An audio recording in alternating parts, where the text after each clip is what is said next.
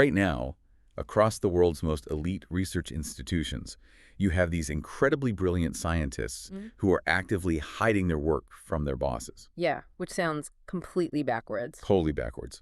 Because, I mean, they aren't hiding their breakthroughs, they're actually hiding their failures. Right, because we tend to think of science as this, glorious, transparent pursuit of truth. Exactly. But behind closed doors, it's basically a frantic effort to curate this illusion of just, like, constant success. It's a huge problem. It really is. So today, for this deep dive, we're looking at why that happens, and honestly, more importantly, how it completely destroys the people involved. Yeah, and to do that, we are dissecting this really fascinating guide written by Dr. Arup Giri. Right. And this guide, it was originally developed for PhD scholars who find themselves basically trapped in this endless cycle of chronic experimental failure. Which sounds incredibly niche, but it's really not, right? Not at all. I mean, the laboratory is definitely a unique pressure cooker, sure. But the actual mechanics of failure in a lab, they mirror the mechanics of failure literally everywhere else. And that is the core of our mission today. Because even if you haven't seen the inside of a laboratory since, like high school biology, this is a masterclass for you in overcoming burnout. Oh, absolutely. It's about reframing massive setbacks and just surviving the culture of toxic productivity. Yeah, because whether you are a scientist staring at a blank gel after a completely failed DNA test, or maybe you're a creative facing repeated dead ends. Or a project manager dealing with a totally collapsed initiative. Right, exactly. The psychology of bouncing back from that, it's universal. So where does Dr. Giri start us off? So he sets the stage by forcing this huge perspective shift regarding what a PhD actually is. Because by definition, if a researcher is doing something that has already been proven, well, it wouldn't qualify as PhD level work. That makes sense. It has to be novel. Exactly. These individuals are operating at the absolute frontier of human knowledge. They're literally stepping into the dark. Right. So in that specific environment, a failed experiment isn't a personal flaw. It's not a miscalculation. Failure is the literal default state of discovery. Okay, let's unpack this. Because there is a massive cognitive disconnect here. Yeah, massive. If failure is mathematically the default state of doing something unprecedented, why does it trigger such profound psychological distress? Yeah. Like people don't just brush it off. They experience this deep clinical anguish over it. Well, the clinical data on this is actually alarming. There was this major study published in the journal CBE Life Sciences Education. Okay, what did they find? They examined modern STEM ecosystems, and they found this direct, heavy correlation between chronic experimental setbacks and clinically significant levels of anxiety and depression among doctoral candidates. Well, clinically significant. Yes, because you have the hyper-competitive nature of academia combined with the inevitable reality that, most new ideas just don't work the first time. Right. And it basically creates a perfect storm for a severe mental health crisis. It's like the culture practically demands perfection while structurally guaranteeing failure. That is a great way to put it. It actually makes me think about how we build software today. Oh, interesting. How so? When you open a sleek new app on your phone, the user interface is flawless, right? Everything loads instantly, the animations are smooth, it looks completely effortless. Right. The front end is perfect. Exactly. But if you look at the back end, you have a team of developers frantically patching memory leaks and putting out server fires every 5 minutes just to keep the whole thing from crashing. That's such a good analogy. Right.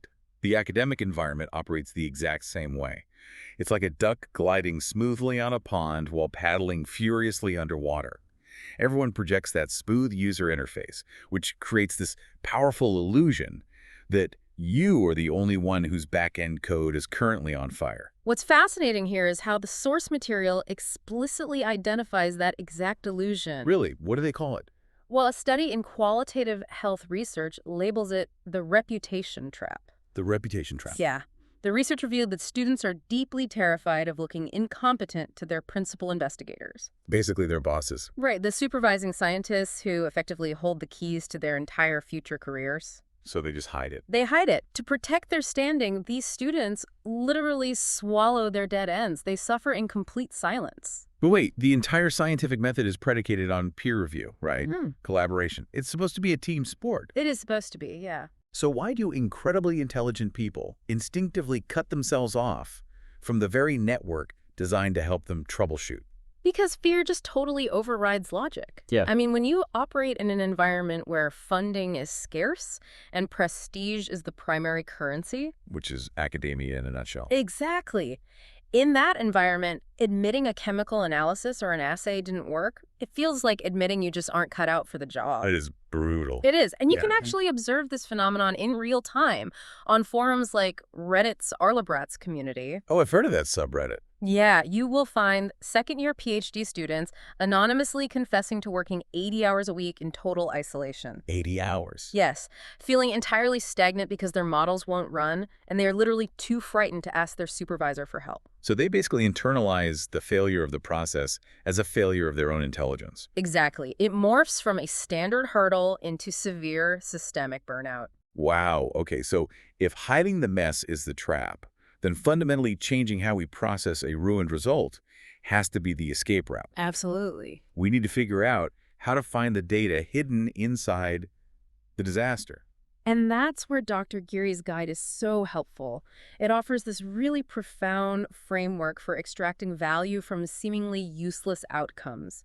He breaks down 4 specific ways to do this. Okay, let's go through them. What's the first one? First is the nothing happened result. Consider a scenario where you test a new treatment and absolutely nothing happens.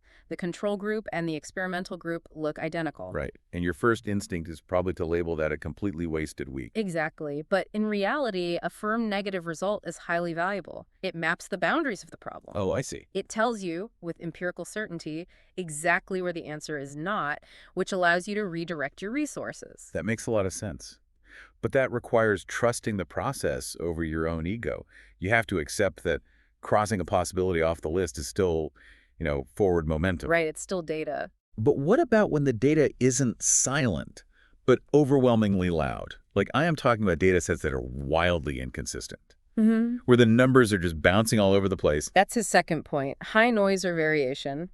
It's actually incredibly instructive because it forces a structural audit of your work. How so? Well, when results are chaotic, you have to determine if you are observing biological variance, meaning the organism or system you are studying is inherently unpredictable. Okay. Or if it's a technical measurement error, meaning your instruments or techniques are flawed. Ah, so you have to figure out if it's the subject or the tools. Exactly. And learning to distinguish between a messy organism and a messy technique permanently sharpens your diagnostic skills for the rest of your career. That totally makes the chaos useful. Okay, I want to look at a scenario that I think is deeply relatable to anyone listening right now, whether they're in a lab or just an office. Okay.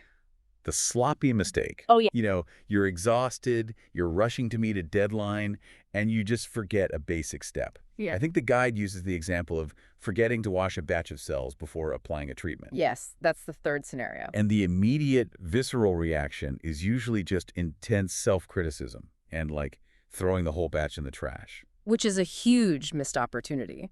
The guide says instead of throwing that data away, run those mistakenly unwashed cells alongside a proper run of washed cells. Wait, really? Yeah, because you have accidentally engineered a brand new control group, you can now measure the precise impact of that single omitted step on the final outcome. Oh, wow.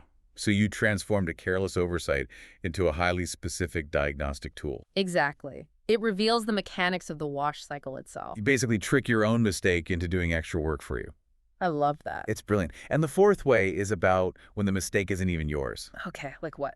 Contamination. You walk into the lab and an airborne algae has completely contaminated your pristine cell culture. A nightmare scenario. Total disaster, right. But the guide argues you can actually use that contamination to audit the integrity of your sterile housing conditions. Make sure the vents are working, that kind of thing. Right. Or if you pay close enough attention, that contaminant might be the actual discovery. Oh, like penicillin. Exactly.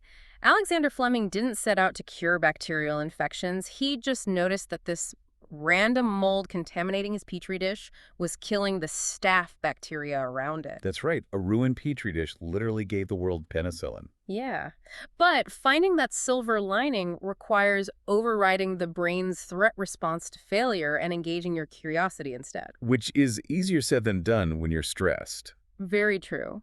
And that's why Dr. Elisa Granado offers a mental framework for this, which the guide highlights. It's called the X hours trick.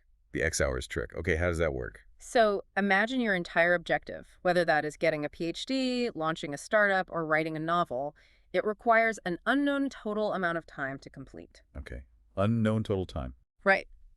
We will call that total time X hours. That inherent X already includes all the broken equipment, the writer's block, and the failed prototypes. Here's where it gets really interesting. Because if you spend a grueling 6 hours running an experiment and it completely fails, the immediate assumption is that you just lit 6 hours of your life on fire. Exactly. But using this framework, you haven't wasted a minute. You have physically reduced your total X by 6 hours. You are mathematically closer to the finish line. You're chipping away at the X. I do have to push back here, though. Sure. Is this just a cognitive trick we play on ourselves? Like semantic games to temporarily soothe our egos?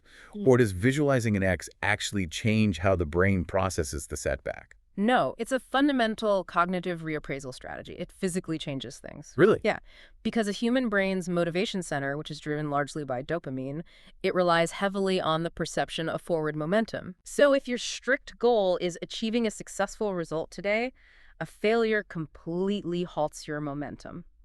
Dopamine drops, cortisol spikes, and you feel entirely defeated. Which leads to burnout. Exactly. But by shifting the goalpost to accumulating the necessary hours of discovery, the brain categorizes a negative result as continued forward progress. Oh, wow. You maintain dopamine production, which sustains your intrinsic motivation to actually come back the next day and try again. That biological mechanism is fascinating. Yeah. But, I mean, reframing a ruined cell culture or a messy spreadsheet is a powerful internal tool. Very powerful. But it operates on the assumption that the problem is isolated to the work itself. Yeah. What happens when the toxicity isn't in the petri dish, but in the environment? Yeah. Because you cannot mindfulness your way out of a fundamentally broken workplace. You really cannot. And No. attempting to do so is actively harmful. This is actually the center of a major debate currently unfolding in public health journals. Oh, really? What are they saying? Researchers are aggressively critiquing the paradigm of resilience as treatment. Resilience is treatment. Yeah.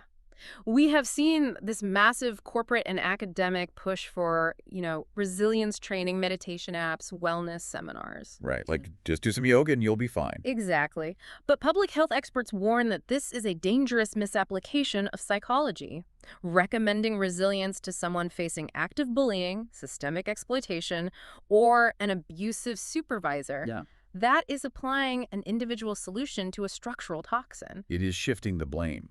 If an institution tells an overworked, undersupported researcher to go practice deep breathing, they are essentially weaponizing wellness. Yes, weaponizing wellness. They are telling the individual that the system's failure is actually just their own lack of mental fortitude. And the guide makes a vital distinction here. You have to diagnose the nature of the hurdle. Right. An experimental hurdle, well, that requires troubleshooting, patience, and internal reframing. The X hours trick. Exactly. But a systemic hurdle, that requires establishing firm professional boundaries and demanding structural change. So what does this all mean? If we look at the broader landscape, are large institutions intentionally deploying resilience seminars as a cheap, convenient Band-Aid so they don't have to spend the time and money required to actually fix their own toxic cultures? This raises an important question about institutional accountability. And frankly, it is highly likely that many organizations just prefer the low cost of a wellness seminar over the high friction of firing a toxic but, well-funded supervisor. Yeah, follow the money. Exactly. That is why critical thinking is your most important survival tool here. You most recognize when a system is failing you. You can't just accept it. No. In fact, the guide cites empirical data from the journal Academic Medicine demonstrating that high satisfaction with your direct advisor is the single strongest buffer against burnout. Wow, the single strongest. Yes. So if that relationship is toxic, no amount of mental reframing will save you. You have to build external safety nets. Meaning you stop relying on the broken system and build your own infrastructure. You find co-mentors from other departments, you build peer networks, you actively source the support that the hierarchy is completely failing to provide. Precisely. And since we know we can't just, think positive thoughts to survive a grueling environment, we need concrete physiological mechanisms for endurance. We do. And the guide maps out a daily survival protocol that is entirely divorced from lab results. It does. And the absolute foundation of that protocol is fiercely protecting your physiology, and specifically sleep. Oh, sleep. The first thing to go. Always. High-achieving environments often treat sleep deprivation as a badge of honor. Totally. I only slept 3 hours last night. Right, but a study tracking over 2,600 graduate students proved that sleep quality and duration are actually the most powerful biological armor against academic exhaustion. How does that work physically? Well, when you sleep, particularly during slow-wave sleep, your brain is actively clearing out metabolic waste and reorganizing neural pathways. Literally cleaning house. Yes. Prioritizing sleep literally dampens the architectural impact of high stress on the brain. Because you cannot outwork biological decay. You really can't. And that physiological protection extends to how you manage your downtime, too. The guide emphasizes enforcing a strict boundary for your weekends. This is so important. Because there's an incredible temptation, especially when a project is failing, to go into the office on a Sunday and just stare at the data. Just hoping sheer willpower will force a breakthrough. Right. But biologically, that hyper-focus prevents the breakthrough from happening. It absolutely does, because Yeah. when you constantly force active concentration, you suppress the brain's default mode network. The default mode network. Yeah. This is the neural network that activates when your mind is at rest or just wandering. Like when you're in the shower and suddenly get a great idea. Exactly.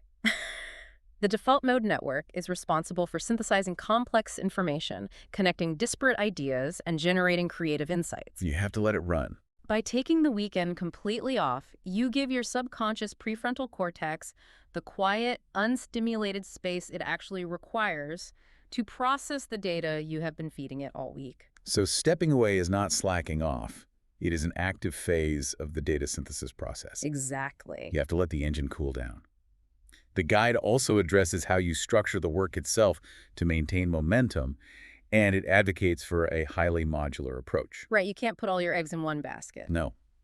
If your entire career or degree hinges on a single, massive, high-risk plan A, you're setting yourself up for a psychological collapse if it fails. You need diversification. You should always have a plan B, a plan C, and even a plan D running in the background. To smaller things. Yeah, these should be low-stakes side projects or smaller experiments that have a high probability of success. Oh, I see. So when the massive, complex project hits a wall, These side projects provide quick, tangible victories. They manufacture the dopamine necessary to keep your overall morale stable while you troubleshoot the larger failure. you are basically building a portfolio of momentum. That's a great way to put it. And to protect that momentum, the guide insists on finding a way to force your brain to stop ruminating on the work once you leave. You need a hobby.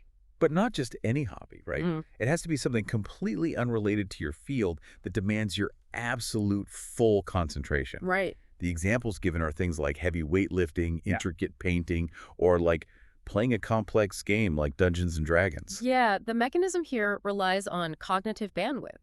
Okay, how so? Well, if you are trying to remember the deeply nuanced rules of a tabletop role-playing game, or if you are bracing your core to keep a heavy barbell from crushing you. You literally can't think about work. Exactly. Your brain physically does not have the spare processing power to stress about a negative data set.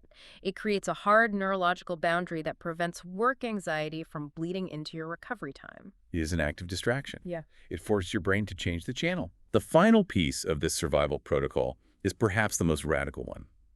Aggressively normalizing failure in public spaces. I love this part. It's amazing. The guide highlights the incredible story of Johannes Haushofer, a professor at Princeton. In 2016, he went viral because he didn't publish his successes. He published a CV of failures. Such a bold move. It really was. It was formatted exactly like a traditional professional resume, but it exclusively listed his rejections. Every single one. Every degree program that turned him down, every research grant he lost, and every prestigious journal that rejected his papers. If we connect this to the bigger picture, a traditional resume is essentially a highlight reel. Right, it's curated. Very curated. It creates a survivorship bias where we only ever see the end product of someone's struggle, which leads us to believe their path was just completely frictionless. Which is never true. Never. Haushofer's document shatters that illusion completely.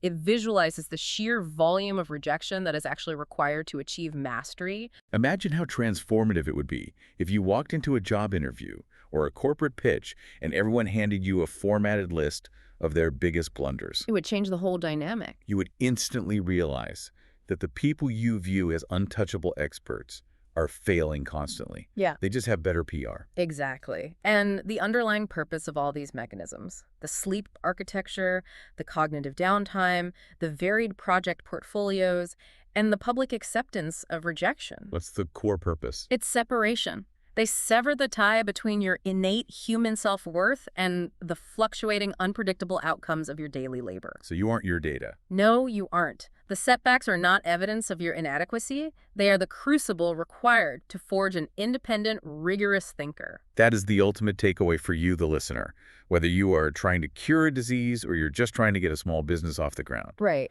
Let's look at the map we've drawn today. First, accept that failure is not a glitch in the system. It is the fundamental mechanism of pushing the boundaries of what is known. Second, refuse to fall into the reputation trap.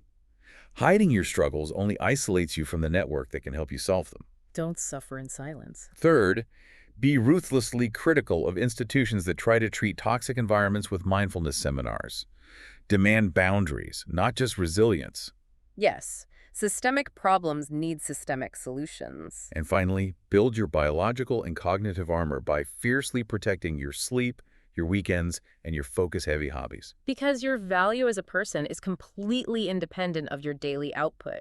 The pursuit of meaningful work is an ultramarathon, and pacing yourself through the failures is really the only way to reach the finish line. It is a messy, chaotic reality, but honestly, it is the only way anything new has ever been built. So true. Before we wrap up, I want to leave you with something to turn over in your mind. We established that failure is the default state of pushing the boundaries of human knowledge. Right. So what would happen if the entire structure of academia just flipped its incentive model? Oh, this is an interesting thought. Imagine if, for one entire year, the world's major scientific journals banned the publication of successful studies and only allowed researchers to publish their failed experiments and negative results. Wow. What hidden world-changing breakthroughs are currently sitting in the graveyard of everyone's unpublished mistakes, just waiting for someone else to look at the data from a slightly different angle? It really forces us to question whether our current definition of progress is actually holding us back. It really does. Thank you for joining us on this deep dive. Take these tools, protect your mental space, and keep questioning the systems around you. We will see you next time.